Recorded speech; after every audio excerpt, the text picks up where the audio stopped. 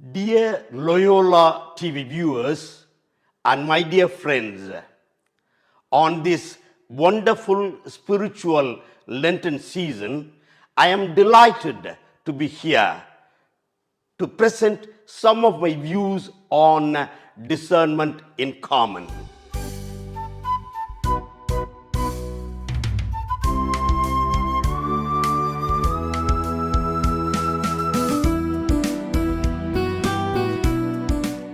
Discernment in common can take place both in our religious communities and in our apostolic works with the active participation of our partners in mission. My dear friends, it can also take place in our families when we want to decide some important matters that is in consonance with the will of God, which is earnestly sought. And so, discernment in common can be fruitfully practiced in the councils of the province, in board meetings of our institutions, and in all instances of family governance. Dear friends, discernment in common has two parts. One is called on the personal level, and the other on the communal level. On the personal level, an awareness of inner movements, for example, the thoughts, the feelings, and the desires, etc. An awareness of social reality with which we are living.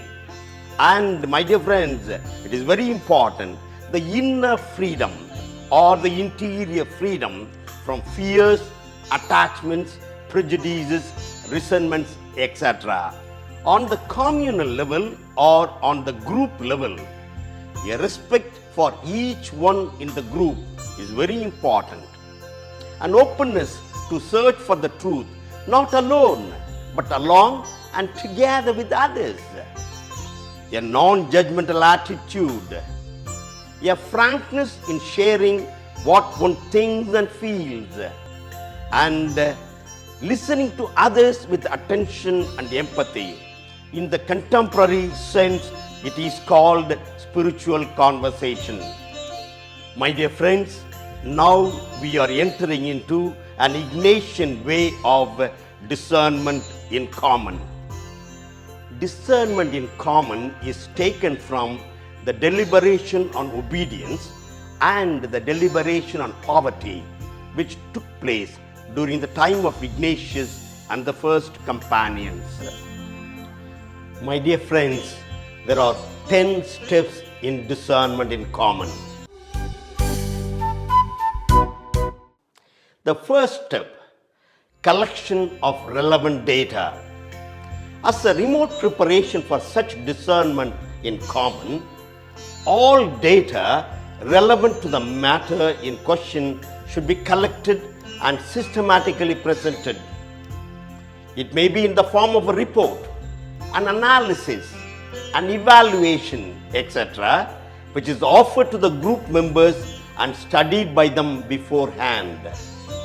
When they meet as a group, each one shares whether he or she is satisfied with the data collected and presented. Any lacunae, any reservations, and any clarifications. I tell you, my dear friends, sometimes data may mislead the discernment in common. The second step is an important step, my dear friends. It is the reflection of the prerequisites.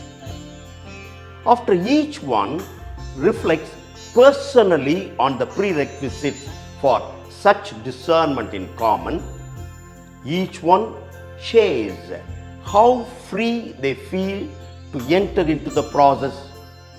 Any fear, attachment, or other blocks. The third step is arriving at a brief, clear proposition.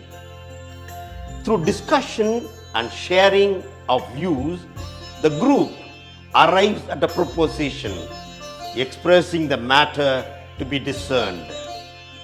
My dear friends, the proposition should be brief, clear, and unambiguous, resulting only with yes or no response. The fourth step of the discernment in common is the most important step, my dear friends. The most important step, indicating the consensus. Regarding the final outcome of the discernment in common, the group decides what would indicate its consensus, that is, what would manifest the mind of the group, a simple majority, an absolute majority, a two-thirds majority, or unanimity. This may depend on the importance of the matter. The fifth step is prayerful consideration of each alternative. The first alternative, say A is taken up. Each member of the group considers it personally and prayerfully and puts down all the reasons for this alternative. The whole group then comes together and each one shares the reasons discovered while the others listen empathetically. There is no discussion, though clarifications may be requested and made sometimes. The sixth step, my dear friends, is the repetition with alternative B. The seventh step, my dear friends, is more prayer and reflection on the personal level. Each one takes option A with its reasons before the Lord and sees how it affects him, her. Does it leave me with consolation or desolation? Each one does the same with option B along with its reasons. A and B can be repeated. Eighth step is the common sharing on the inner experiences. After enough time has been given for the previous step, the group comes together to share their inner experiences. Though the words consolation and desolation may be rarely used, except among the Jesuits, expressions like peace, satisfaction, strength, joy will indicate consolation, while expressions like resistance, fear, confusion, darkness will indicate desolation. From each one sharing, it will be fairly clear whether the person is interiorly moved to option A or B. Rarely, my dear friends, a person may experience more or less the same peace on both sides, indicating no clear option. The ninth step is the very important step, working towards a consensus. When the sharing is completed, my dear friends, it will be obvious how many are for A and how many for B. Has the consensus described earlier in step 4 been reached or not? If it has been reached, the group has arrived at this decision. If not, the group is called to continue its search to see whether any fault has crept in during the preceding steps and to take the matter up once again later on. My dear friends, if the decision cannot be delayed, let the group prayerfully decide the most suitable option in the circumstances given.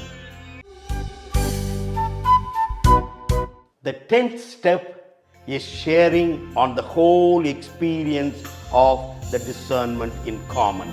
Finally, my dear friends, each one could share what he or she feels and experiences at the end of the whole process. A sense of peace and contentment in the group as a whole would be a confirmation that the consensus reached is valid. After having gone through the discernment in common, you may ask me the question, what are the benefits of discernment in common? The first one is a win-win proposition. In such a process, my dear friends, there are no winners or losers. All have cooperated to reach a consensus, and very often all experience peace, inner joy in God's presence and action. The second one is participation, involvement and contribution of each individual result in the acceptance of the collective decision made by or through the discernment in common.